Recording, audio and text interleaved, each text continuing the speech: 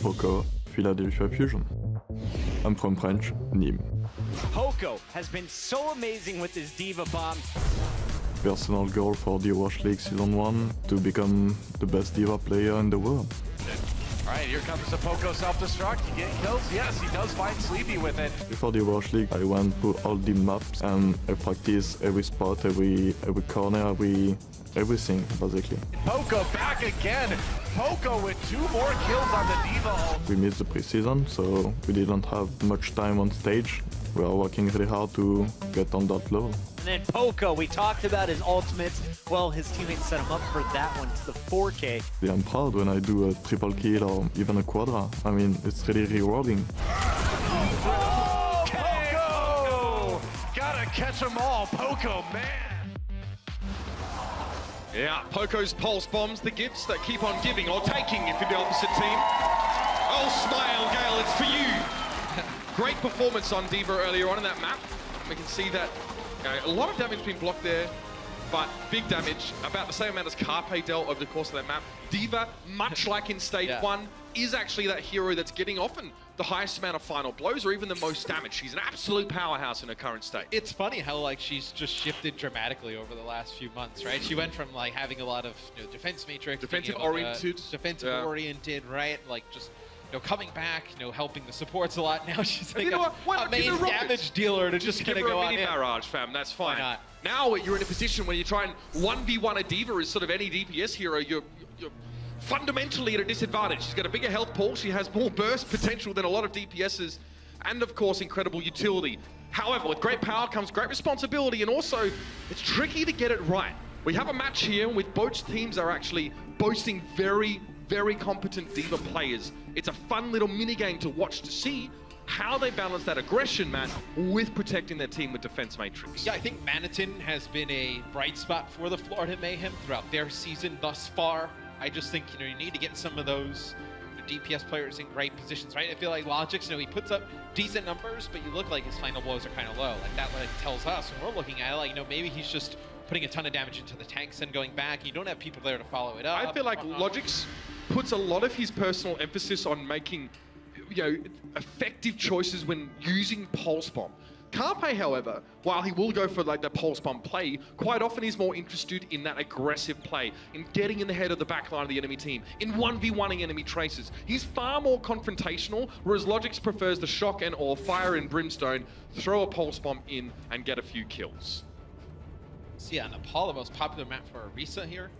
That's probably, you get a lot of play on Orisa. Actually, on this map, you get a lot of play on all the stages. She's actually quite well on all the stages. I mean, we did see a lot, of course, of her played in that anti-dive composition, which still has efficacy, which still is a comp that we see, but now with Mercy having, being a little bit different, it's not as necessary to go for that approach. But Matt, we're on the rollout here, and the Fusion, very quick to the point. Yeah, Fusion are going to run triple tank here. They're going to have EQO play Roadhog, and they're going to just try and build up this coalescence so fast. A lot of large HP targets on the point here for the Fusion. It's going to make it difficult for the Mayhem to attack. It's going to be on TviQ to just be able to put down a ton of damage, and then LogiX to finish off those kills. EQO has to be careful. He's actually walking a fine line here, taking a lot of damage. Needs to wait for his take a breather cooldowns, and he doesn't make it. Well, Zeverside caught him from the point. Poco going to be unceremoniously desuited and dealt with. And the Mayhem now come back in with a little bit more flair. The first fight looks stellar from them, and have a look at this. Look at the damage TviQ was able to do in that fight to get him so close to attack visor. You could say much the same for LogiX, whereas Carpe is a third of his ultimate percentage thus far. That's a huge difference. Yeah, I was going to say, TviQ did a nice job just putting down a ton of damage on multiple targets. Then the dive came in for the Mayhem. They're able to finish off a lot of those kills, build up a nice advantage in terms of ultimates. See, LogiX already with a Pulse Bomb, TviQ with Attack Visor, immediately a change from the Fusion. EQO goes over to Genji. LogiX looking for the Pulse Bomb, he often is. Doesn't quite connect, but Neptuno's quite low. He needs to bound backwards here. Lucio desperately trying to give himself a little bit more of that healing, but EQO, that's the DC they were looking for, and now it's going to open things up a little bit more for the pressure of the Fusion. Sound Barrier going to help them. Makes a far more robust an approach. You can see Carpe was dodging in and out of that fight. He manages to eventually dispatch Swoosh, but EQO, big performer. Florida, completely blasted from the point. I do feel a lot of pressure now is going to still fall on TviQ, right? When you play that 76 and there's a dive comp on the other side, there's a lot of different things they can throw at you to make your life very difficult. You know, Genji's such an annoying target that can come at you. Same with, you know, Tracer just coming at you from different angles. Special delivery! Oh, gets two! That's it! Carpe and EQO down, and Carpe from above. Oh dear. The dive bomb is real. Not even any time for the air raid sirens to go off, and that's already fight wrapped up. The thing with Carpe is he's so consistent game to game that I feel like he's almost like underappreciated, right? Like just how good he is game in and game out. Like, you know, we see like a lot of other guys like pop off for big games every once in a while. Like it just feels like so standard that he has like a big game every time the Fusion play now. Yeah, and it's easy to understate his moments of brilliance as well, because we see them all the time. It's like too much of a good thing. Maybe not such a great thing. LogiX, sneaky man. Oh, he gets the one clip and the melee to finish it off, but EQO's out of plans. He responds very quickly. 5v5 now. EQO has a Dragon Blade, but it's not quite high enough in HP to really risk using it. Now, though, it's an option. Gets himself that Mega. Zebo's eating shurikens from across the map at Swoosh, and the rest of the Mayhem collapse to what was left of the Fusion on the point. Force them off. Poco's down. TviQ with a tactical visor, but he'd hate to have to use it right now. The Fusion want to hold on as long as they can. Get some stall. Well, they're going to use their Transcendence plus Blade here and try and take the point right back. See EQO uses his damage now, trying to chase TviQ down. Finally gets him. Hey, it was lucky actually to get out alive. Swoosh was trying to chase him down. Swoosh obviously peeled off the target eventually, but LogiX has found Fraggy. This fight's still going, ladies and gentlemen. Now the Mayhem are back to the point, and they're mad. See what they can do. They're actually in control. They flipped it before the fight, so this actually hurts the Fusion. They allow the Mayhem to take the point before they engage, and then they even lose the fight, so they lost, you know, twice the amount of percentage they otherwise would have. Yeah, they had Carpe and EQO just, you know, hold on to the point for a little bit. They backed off once Boombox came back with Fraggy and they had the Transcendence. That's when the Mayhem flipped the point back in their favor. They're never able to get it back, and they used a ton of ultimates. They'll probably just have Sound Barrier here for this next fight, and EQO may build up a Dragon Blade depending on how long it goes, but you're going to have both support ults on the side of the Florida Mayhem here to combat anything that Philly throws at them. Yeah. Oh, we have a Transcendence being used here by Zulpe. Sound Barrier by the Fusion. Boombox has his Transcendence as well. Oh, the support ultimates are going to be used in this fight. But for the time being, the Mayhem have pole position. They're up on this point, looking comfortable. Fraggy getting blown up by a pulse bomb here, and you can see Zebasai just trying to control the outsides, boot people back as they try and flank in. But EQO, he's waiting. He's got a Dragon Blade. He knows how to use it. TviQ being down is going to make this job that much easier. Also, Swoosh being so low on HP means that EQO just needs a swift strike to get the job done. One more Shuriken would have dealt with Zebasai, but he's long since gotten out of the fight. That's huge if they're able to hold on to that Dragon Blade there, and it's a great call. He's just kind of hanging out by the Mega Health Pack for a while, EQO, just putting down some damage.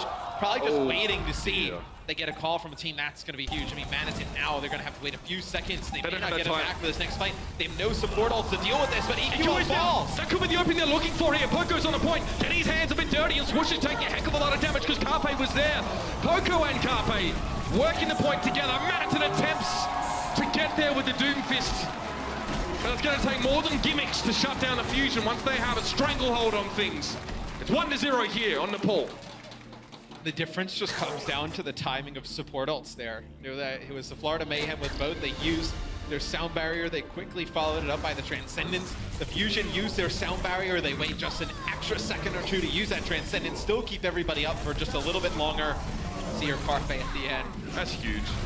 Just able to just burn through players so fast. Again, the stagger on Manitin just pretty much cost the round right then and there for the Mayhem. They really need that Diva, especially to mitigate Carpe's presence. And then you see what happens when there's no Diva. Carpe just goes ham, 3 kills, backing up Poco. Good teamwork here for the Fusion, looking coordinated, sharp. Still one more round to get done here, and the Mayhem have been giving him some trouble. Now we're headed into Sanctum. We have an Orisa for Fraggy. See if he can get any pots on the side of the map. That's usually what we see from Orisa here, just able to just hold people in. We like a couple of those Pog Champagne team pools. Yeah. Mondada's Gold, etc., etc. Insert your memes here.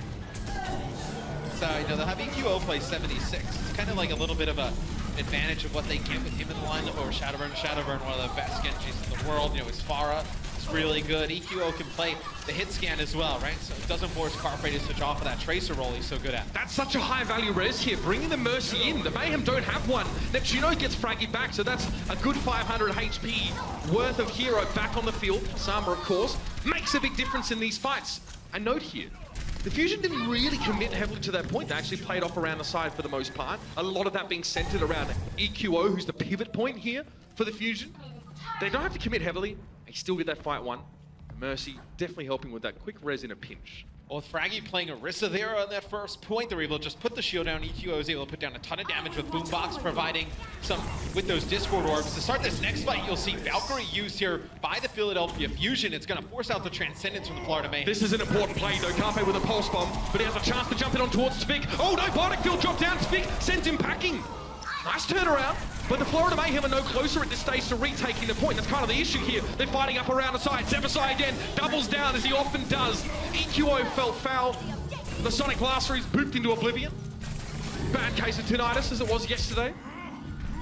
And now, the Fusion still retain control here. The Mayhem, for all the fighting, for all the bluff and blunder, man, they haven't captured the objective. Yeah, they're going to use a sound barrier and try and engage here. It's going to be Carpe who gets onto the point, just trying to stall us out for the Fusion. Another Mercy res comes in here for the Fusion as well. You bring Fraggy up into the fight. The Mayhem, though, they flip the point in their favor. Yeah, Fraggy being resurrected up there, but getting taken down by a pulse bomb almost immediately after. LogiX was saving that one just for him.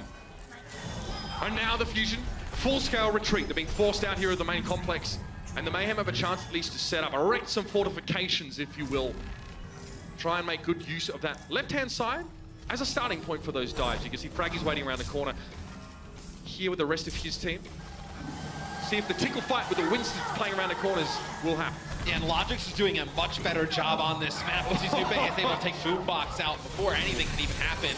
That'll get rezzed up there by Neptuno. It'll give an opportunity, though, for the Mayhem to come right in, but the LogiX doing a much better job of following up the damage of TviQ. Right now, TviQ, you know, with 15 limbs, you see LogiX 20 limbs, 10 final blows. So doing a nice job finishing off all that damage that TviQ's putting down. That Mercy res was quite big, getting a Fusion back up to a full roster, but the Transcendence now being committed to the fight here for Zorpe, and LogiX's been looking for a target. Oh, he almost gets burst completely down. EQO with a tactical visor. No one can really afford to pick their head out of the hiding holes, and Carpe punishes people who group up inside. It's a hammer and anvil. The EQO can just sit back, and this is what he does in this round. At 76, comfortable. Just getting these long-range hit-scan damage down, and Mayhem can't really access him right now. And Valkyrie provides so much healing there for the Philadelphia Fusion, and you get a res on the Poco. Looks like the Philadelphia Fusion trying to swing this one back in their favor. It'll be attack visor here from TviQ. He's able to get one, forces Carpe out. Risky. You're going to get Carpe as well. TviQ gets two there. I feel like Carpe was trying to quickly cap the point for the Fusion very, very briefly, so they weren't going to give away that extra percentage. But again, he probably didn't know how long was left on the attack visor. He misjudged it. The Fusion get it back regardless. And you can see this kind of feels like one long fight, ladies and gentlemen. It's not really broken up or segmented. It's because these two teams know even if they lose a fight, they get a couple kills, they can keep trying to bring the pressure back on. Create local man advantages, even if globally you're at like a 4v6. Well, it's a great point for Tracer to just try and contest, right? You can just dart into that little underpass underneath the point. You can just come on back. You can get your recall back as well. EQO takes LogiX out at the beginning, so the Mayhem will have to go all the way back. They'll retreat and wait.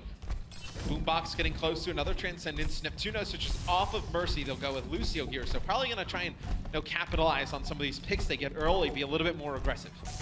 Environmental kill potential is also big, cannot be disregarded on a map like this one, but that's the sound barrier here. The Mayhem had a Lucio a lot earlier than the Fusion, and so they're going to have themselves a sound barrier. Fraggy fences himself some alone time here with the backline. TviQ now is going to be the target of his scrutiny, and there's nothing he can do. Juggled up against the wall. He drops down. Just inexorable pressure from the Fusion. Yes, Swoosh manages to knock EQO off the edge of the map, but Zebasai found Boombox there. 2 environmental kills. There may not be enough even still at this stage. It's just Swoosh up on the point there over time. Or you can see it, ladies and gentlemen, it's now desperate situations for Florida Mayhem. Dire straits. TviQ needs to throw himself at this point. LogiX is there, keeping it ticking along. And now the trend's in. Oh, no! Oh, that was perfect from Pogo! Redirecting the transcending Zenyatta and knocking TviQ off the map.